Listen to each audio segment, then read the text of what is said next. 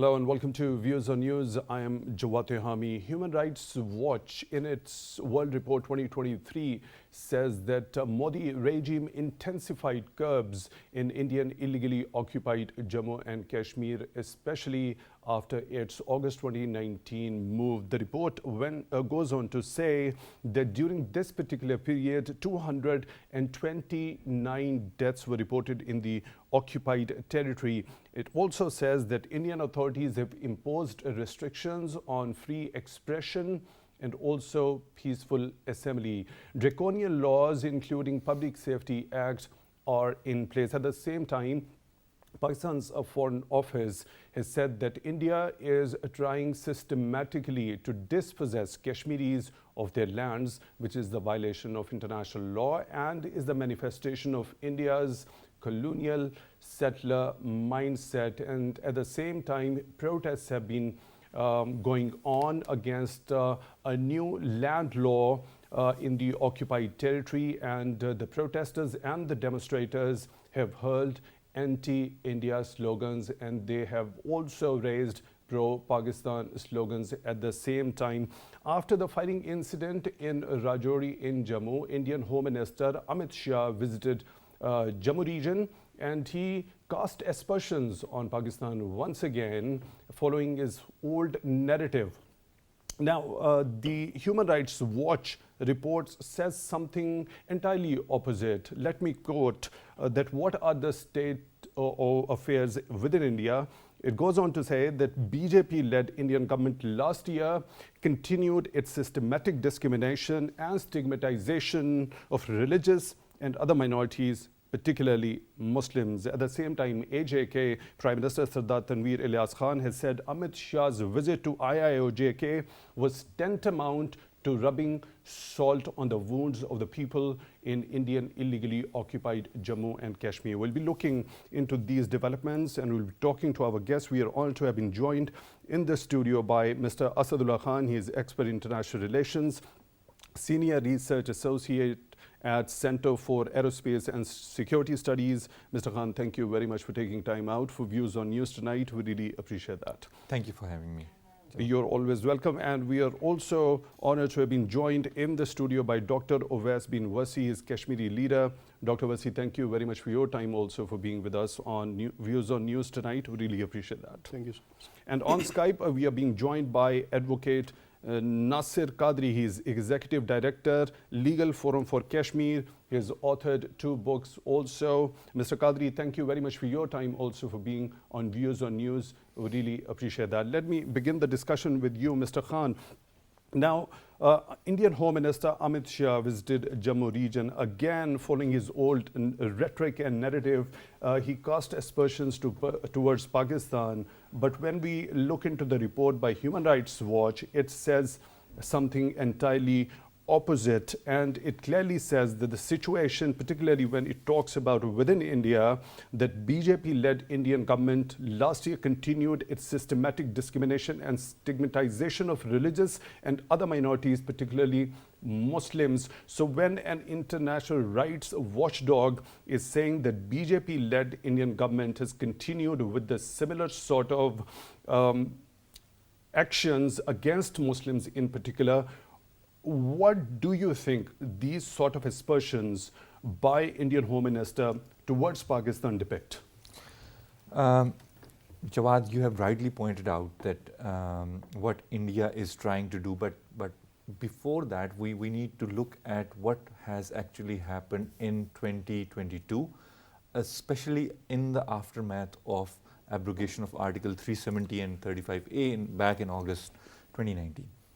So what India has tried to do is that they have tried to put the Kashmir issue on the back burner. They have put their every mean in that.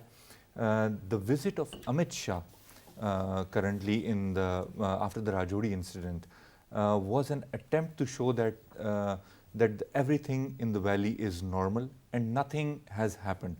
They've tried to normalize the situation in the valley. However, we must note that all the international forums, especially UN, Human Rights Watch, Amnesty International India and the Amnesty International globally, they have reported the human rights violation incidents in their reports and have significantly highlighted the Kashmir issue over the over various quarters of 2022. Now, we also need to understand that what India is trying to do is they are trying to change the very nature of the Kashmir dispute. By saying the nature of the Kashmir dispute, what I mean to say is that they have introduced the lawfare in this very conflicting situation by changing the different existing laws in the valley, as you have rightly mentioned about the UAPA Act in the valley. Public Safety Act also. Public Safety Act, exactly. And what they have tried to do is the political engineering on the name of the electoral reforms. What they've shuffled some constituencies of the various political leadership and some kind of electoral political engineering. Also, they are doing demographic changes, bringing the demographic changes in the valley. What they're trying to do is they are making the Muslim majority areas, they're converting them into the Muslim minorities one by settling the other people from all over the India into the valley. And also, they are trying to bring some socio-cultural changes. They have opened various liquor shops in different parts of the Muslim majority area. So these kind of systematic changes are very dangerous. And unfortunately, international community will have to look upon these It takes changes. some sort of a concrete action. We'll come to this aspect later in the show. Dr. Wasi, now Pakistan's Foreign Office says that India is systematically trying to dispossess Kashmiris of their lands, which is the violation of international law. Now, what are those sinister tactics the Indian authorities are using right now, especially after the August 2019 move? As pointed out by my co-panelist, that some of the changes which India is trying to bring about systematically. Number one is that since 2019, India wants to bring about the demographic change and wants to change the Muslim character of the valley and the nature of the whole Kashmir dispute. In that, recently, under this Land Revenue Act and land laws, they have started giving these lands on lease to the non-Kashmiris. They have started giving agricultural land for commercial purposes. They have given sweeping powers to the military. They can declare any land as strategic area and they can possess it. And they have so far, in one of the reports I was reading, that over 400 canals have been illegally occupied. The whole territory is illegally occupied, but particularly that land is... That would be the area where the paramilitary forces and the Indian forces would be stationed. Yes, that is there. And the second thing is that this issuing of domicile certificates. In one of the reports I was reading that 3.4 million domicile certificates have been issued so far. So, and most of them, they are the non-Kashmiris. So this is the track that is going on. And the third one is that in electoral rolls, I think over 2 million electorates or the voters, they have recently been registered, and most of them, they are non-natives. So what does the Indian law itself or the constitution say about this? Isn't it unconstitutional? In fact, it's when they have abrogated this special status 370 and 35A, that was inherently, primarily, that was illegal, because in order to change that law, concurrence of the state assembly was required. And at that time, in 5th of August 2019, there was no state assembly in place. And there was only Lieutenant Governor on behalf of the whole people of J&K. He gave the consent. So that was primarily an illegal thing that has been done to that. So these are the systematic things which are, being initiated by Indian government to change the whole this demographic composition of the population. And later on, what they want to do is that they want to, they want to install Hindu chief minister, by changing the population composition in Jammu region. Your point is well taken. I'll come back to you. Mr. Qadri, what does international law say about this, the changing demography and converting a Muslim majority area into a Muslim minority area? What does the international law say about it? Thank you very much. Thank you for having me today. Before we go to the international law, let me tell you, being a Kashmiri, what Kashmir situation presently is, that we have to understand that Kashmir is in the state of emergency. It was before the 5th of August because the territory is occupied. And then these developments, my two panelists, they rightly said that they are trying to change the Muslim identity, character, and then the amendment to the laws or bringing about the legislations. But that is not the case. Presently, you have to see, post 5th of August, there was a paradigm shift, the entire shift. We have to see Kashmir now into the through the settler colonial lens, because there are settlements going on, the settlements, and now then, as Owais bin Wasi said, it is not basically the occupation of the particular land, but it was basically now a civilian land is being taken away, and I mean, it is now officially designated as a strategic area, strategic locations. And if you ask me about the international law, of course, international law or the Geneva Convention itself, they prohibit any transfer of the land of the civilian population. And the Kashmir itself is a case of a prolonged military occupation. And any settlements, it will, of course, violate the IIOJK norms, the customary principle, international law. And then the Kashmir is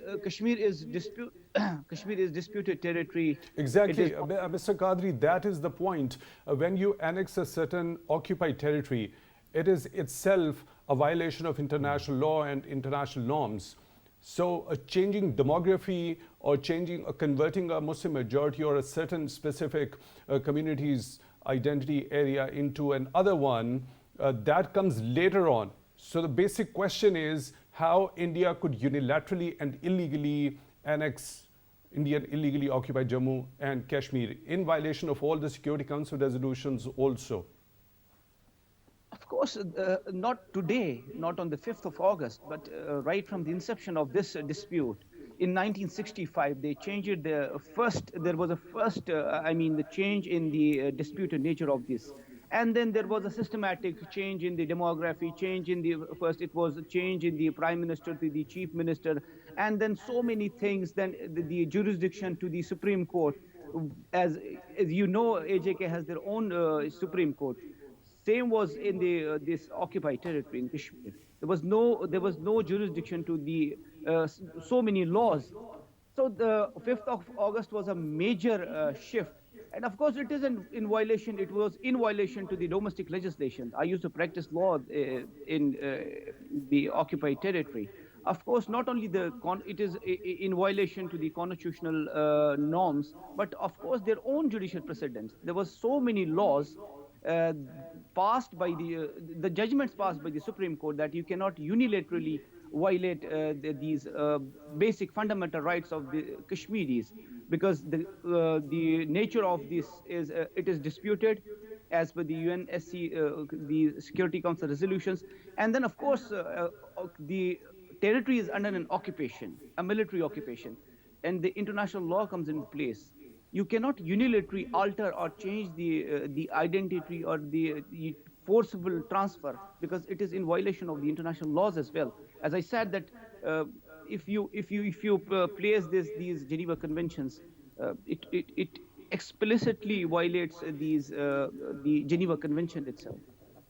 Right, Mr. Khan. When we talk about the colonial settler mindset, as Pakistan's Foreign Office spokesperson has also said, and Mr. Qadri has also alluded to this particular fact. What does that depict?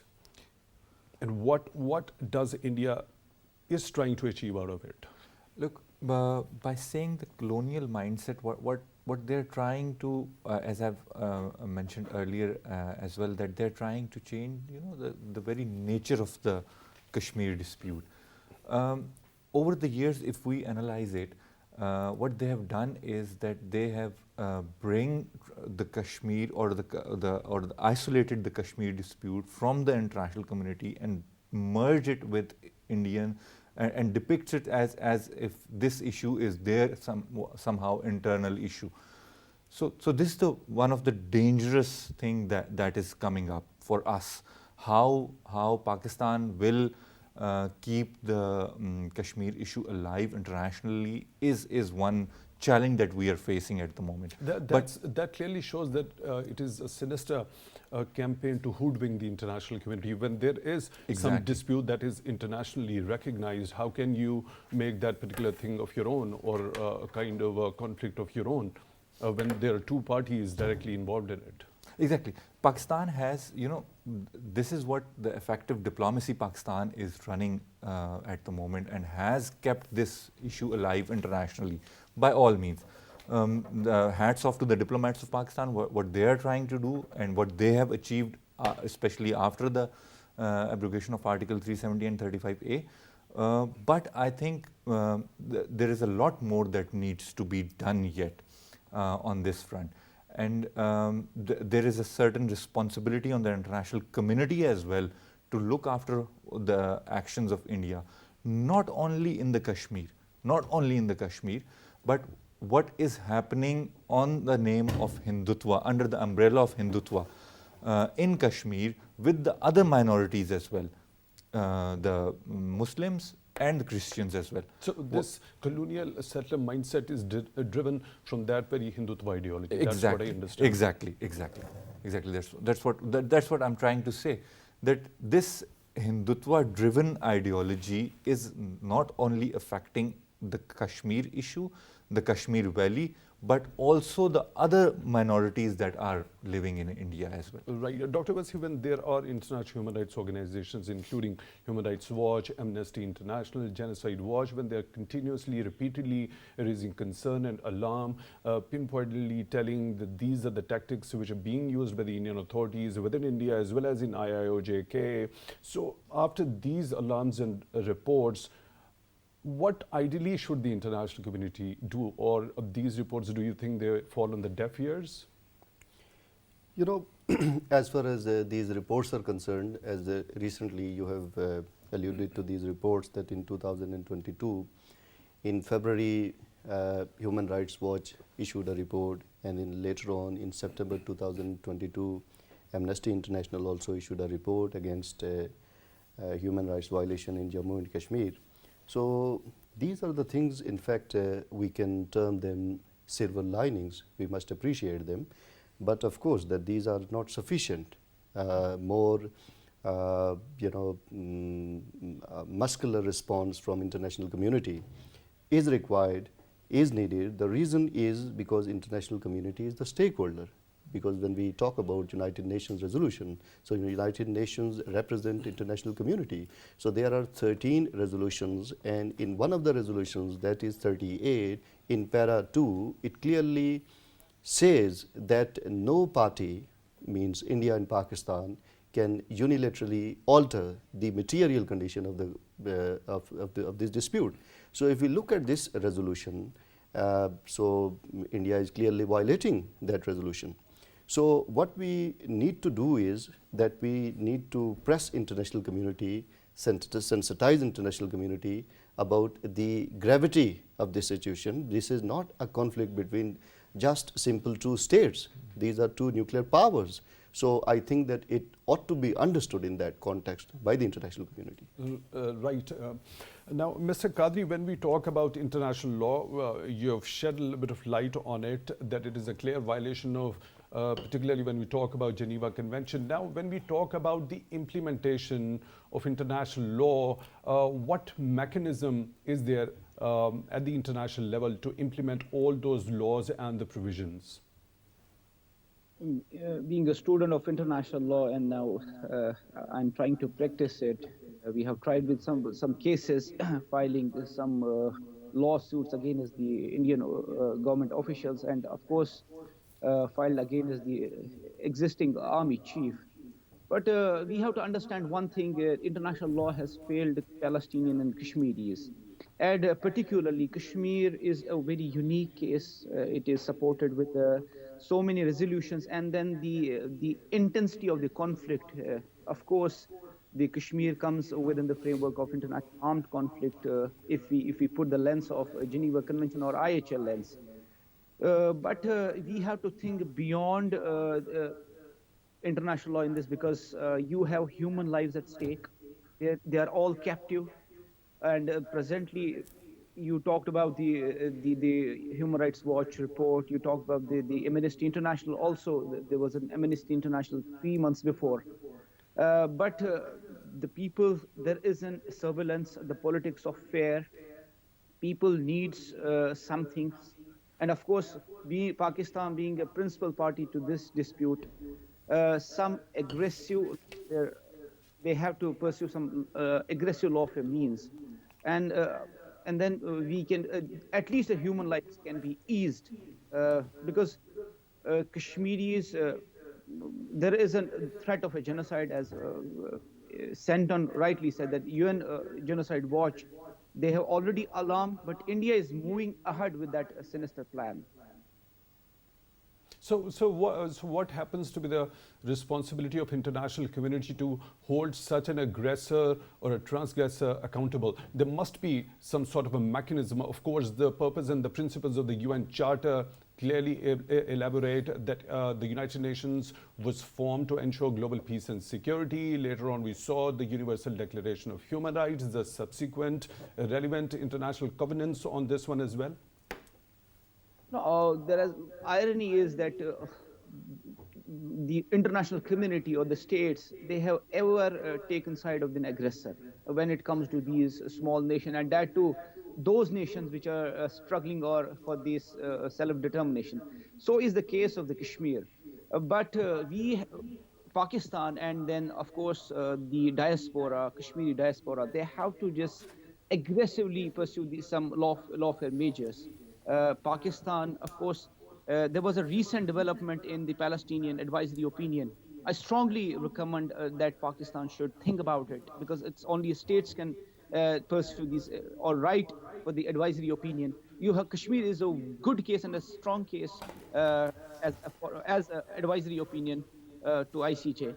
And then if we talk about the Kashmiri diaspora living outside, of course, they can just try to file the cases against these alleged perpetrators who have committed these horrendous acts of war crimes, crime against humanities. I think this is the best mechanism which is presently available. Right. Right, Mr. Khan, there is another development when we talk about the Rajouri incident. Now, these are the so-called village defense guards. They've been weaponized by the authorities over there.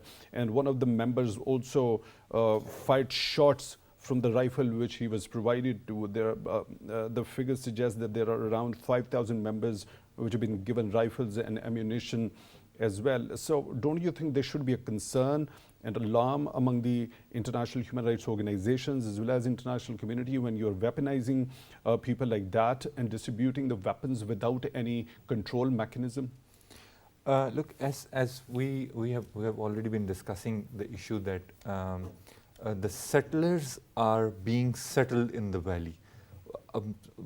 People from outside the valley, or from all other provinces of India, are coming to the valley, and they are acquiring the lands. They are purchasing the lands in the Kashmir Valley over there, and they are settling over there.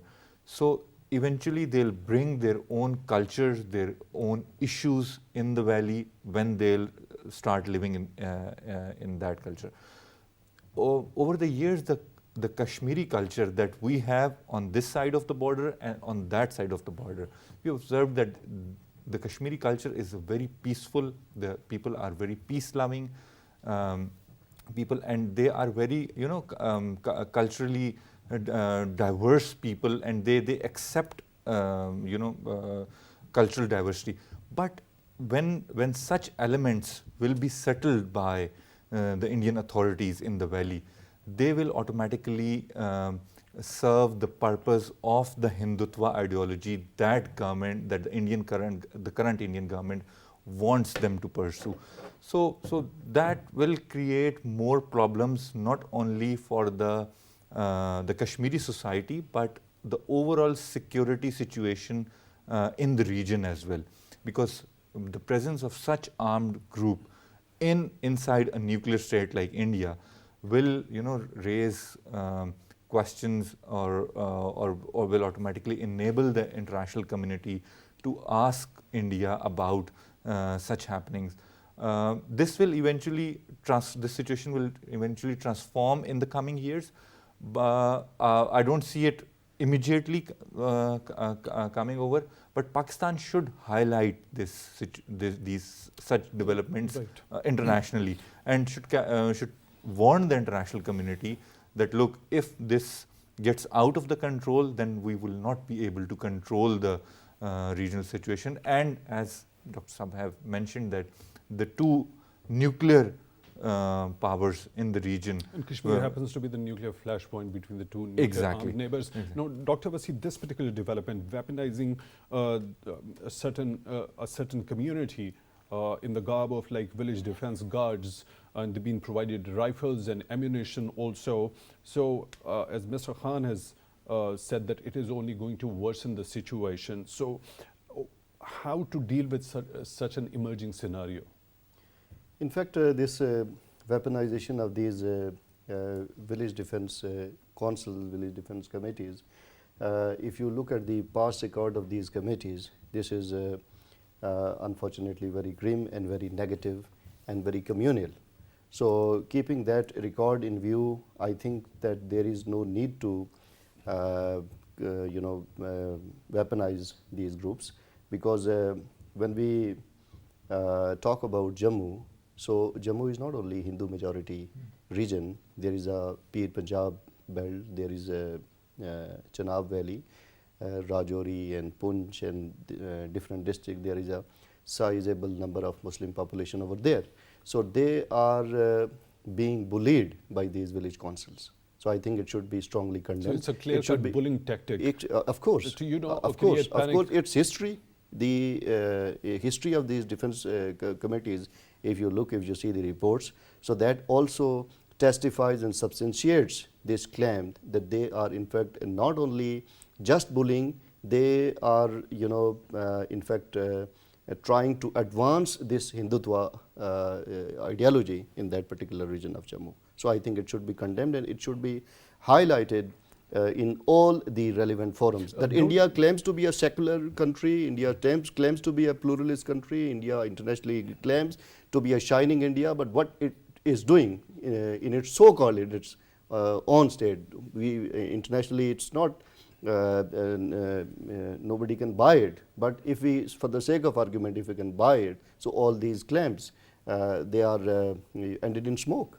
So don't you think it's going to cause more reaction among the people who are going to be suppressed, and as more panic is going to be spread in that particular territory? This is, I think that there is a simmering resentment, and of course that this volcano will erupt soon. Because India, Amit Shah, Ajit Doval, Modi, and these people who are at the helm of affairs, they think that by using these tactics, they have dampened that resolve and they have subdued their sentiment. But of course, it's a volcano which can erupt at any time. Why they have been unable to understand and realize the gravity of the situation themselves, which is equally very detrimental to the fabric within the IIOJK as well as within India? The reason is that they understand all these things. That is why they are taking all these measures, because they think that until and unless we take these initiatives, we bring these reforms, we cannot control. But even after having done all these things, this is not going to work. Right. This will backfire. Right. Mr. Qadri, how do you see this particular move. It is a clear-cut, sinister design of bullying a certain community which happens to be in minority in that particular territory and weaponizing the other by rifles and ammunition. Don't you think it's going to generate more panic and a reaction from the community which is being continuously being suppressed over the years? See, this is not first time there is now armed militia. Before, in 90s, they armed some Kashmiris in the valley, and then of course this Pir Panjal region, there was already a VDC who have a history of these war crimes, and now these after this Rajouri incident, there's an open VDC with the arms, the village defense committees. Of course, they have a sinister design. As I already mentioned, that UN Human Rights Watch, they said something. We have to think about it, and it is very serious. There is a systematic and a phased, this genocide happening. Of course, when you have a VDC in place, they'll use excessive force against these Muslims who are in minority from this particular area. And India, even the Supreme Court has shamed India when they armed this Salwa Judam from the northern side, because they're coping up with another conflict. But they have a history of these sinister designs. And then, of course, Kashmir is a case of an occupation, as I said. Now they're arming these locals, Hindus. Of course, it is also a violation of the domestic laws as well as international laws. But nobody can stop India because they have an exception. So what about the option of going to International Court of Justice? Could that be a viable option at the hand of, because Pakistan has been raising this Kashmir issue on various international fora, and the Foreign Office spokesperson says that Pakistan would utilize all the international fora to raise this Kashmir issue. So Pakistan has been also supporting this cause morally, politically, and diplomatically. So is it a viable option to knock the doors of International Court of Justice when there is such a long list of violations? There is some technical issues going directly to the International Court of Justice, but of course Pakistan should think of this advisory opinion, as I earlier said, that Palestinian case, the recent development in Palestinian case, it is a good example, and Foreign Office particularly and the law experts of Pakistan, they should think about taking the example of this advisory opinion. The Foreign Office and the team, they should work on this, because Kashmiri case and the questions which Palestinians have framed, I see them because Kashmir is under the prolonged occupation. They are changing the demography of the disputed land, and of course they have UNSC resolutions which says which talks about the self-determination. So Kashmiris, they're fighting a war of liberation. So this is a good example, and for Pakistan, it has always been a good case. But it is up to the Foreign Office and the expert. They should avail this opportunity, at least this advisory opinion. Right, Mr. Khan, your quick comment regarding, can we expect justice from the ICJ in this regard? If we knock the doors? I don't think so. I don't think so exactly, because as I'm not an expert on the international law, but I don't see this happening. Because if we would have exercised this option, this would have been exercised by our Foreign Office long ago. But we haven't utilized that. But the only way forward that I can see to this situation is to break, the logjam in this issue with India, and that can only happen through the diplomacy. Diplomacy is the only way forward between the two nuclear powers that can, melt the ice on this particular issue.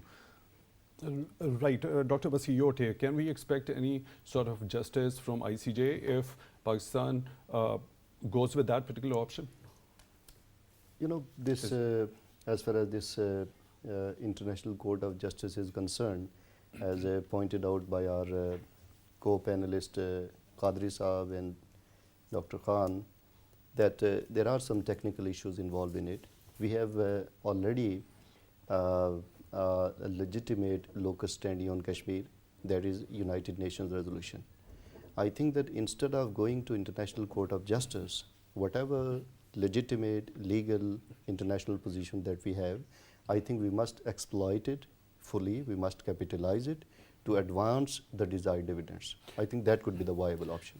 Right. Mr. Qadri, your comment regarding there is another development within India, as we have seen that in Hindu extremists over there had been on a rampage and they'd been trying to vandalize and demolish Muslim properties, especially the places of worship. So there is an incident that has been reported that in India's northern state of Uttar Pradesh, a mosque has been demolished by the Hindu zealots. Now, why doesn't the international community take notice of these horrendous acts? Of course, as I already said, that India has an exceptional soft power. India is an economic hub for certain important superpowers. And these persecution of these minorities, this is not today, it's right from the Modi came into power second time, 2019. And now they're working on this, the interest which they have, the concept of the Mahabharata. If you analyze the situation, because you have two international relations students, experts sitting in the panel, of course, they might explain that India is moving towards their so-called dream of having a greater India by persecuting the minorities, and of course a threat level to the AJK now. Side by side, the persecution against the Muslims. Kashmir is already under an illegal occupation and facing the wrath, and now there is a clear aggression, a brazen aggression on this AJK and Gilgit-Baltistan side from their the Home Ministry and Defense Ministry, of course. Right, Mr. Khan, depriving a certain community of their places of worship, that's continuously been happening in India. Now we have seen another demolition of mosque over there in northern state of Uttar Pradesh. You know, as we have observed that in the Rajouri district one incident, the Rajouri is the area that is 65% Muslim majority area. And then yet India is empowering or giving the ammunition or weapons to a certain class that and asking them to secure that area. So at the end of the day, who is suffering? It's the Muslim community in that area. Similarly, all the sites or the mosques or the temples that are being targeted belongs to the minorities in the country. No temple yet has been destroyed, and the mosque that you are talking about was built by Sher Shah Suri, if I'm not wrong, and this is a very historical place. So this cultural demolition or the heritage demolition in the country, this is also the point where the international community or the UN should also take the notice of the demolition of the archaeological sites in the country, because UN has the mandate of preserving the ancient sites all around the globe. So again, there is a responsibility of that comes on the shoulders of an international community to intervene in this situation, to preserve all the such and sites. to preserve all the sites that has a value for the Muslims and other minorities, any other minorities. So, Dr. Wasi, isn't it a huge question mark on the judicial or the justice system within India when a certain community is being deprived of their places of worship? Exactly. In India, we see a very clear dichotomy and very clear contradiction between what India professes internationally and what India practices within India. Indian Constitution says that India is a secular state. Indian Constitution guarantees all the freedoms, including religious freedom, freedom to worship. But as a matter of fact, we see in India, there is a strong wave of Islamophobia within India. And the recent policy for which I call, this is bulldozer policy.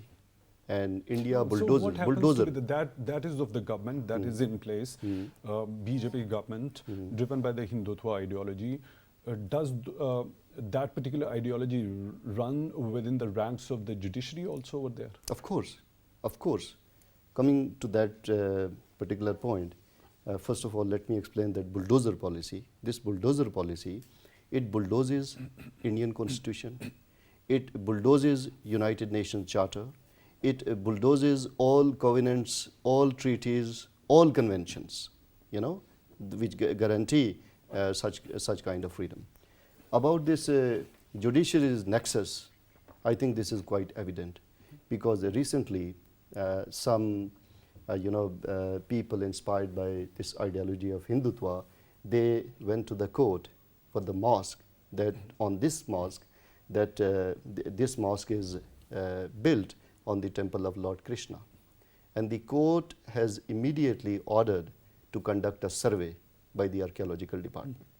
Look at this, this kind of biased or this kind of tainted judgment of judiciary.